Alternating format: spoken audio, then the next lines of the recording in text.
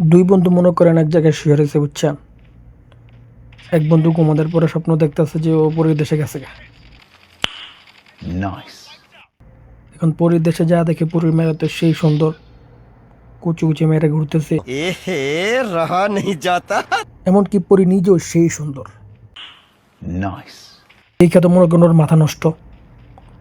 কতক্ষণ পরে দেখে কি সেই ভালো ভালো খান পরীকে দেশে। এখন ওই খাওন দাওন দিয়ে কি আর লোক শোনাতে না পাইরা মনে করেন খাইছে ইচ্ছা বইরা।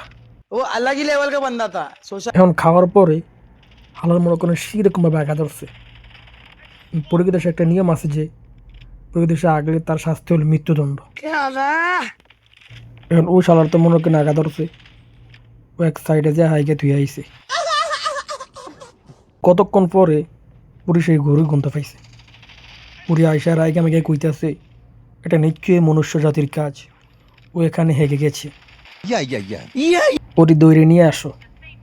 এখন ওই শালারা দৌড়ে নিয়ে আইছে, আনার পরে কইতাছে তুই তো এখানে হেগেছিস, তোর শাস্তি হইল মৃত্যুদণ্ড। মরার আগে তোর কোনো শেষ ইচ্ছা আছে কি? এখন ওই পুংটা হালায় কইতাছে মরার আগে আমার একটা শেষ ইচ্ছা আছে, সেটা হলো আমি যদি এই গু পরিষ্কার করে বিনাশ করে দিতে পারি তাহলে আমার ছেড়ে দিতে হবে। পরে কিছু আচ্ছা ঠিক আছে, তোরে ছেড়ে দিন, তুই ওকে পরিষ্কার কর। এখন ওই জন্য আগছিল হেন ওইলো ছোটো ছোটো ধূপ লাগাস, আর ওই গাছ ধরা খালি টানতাস।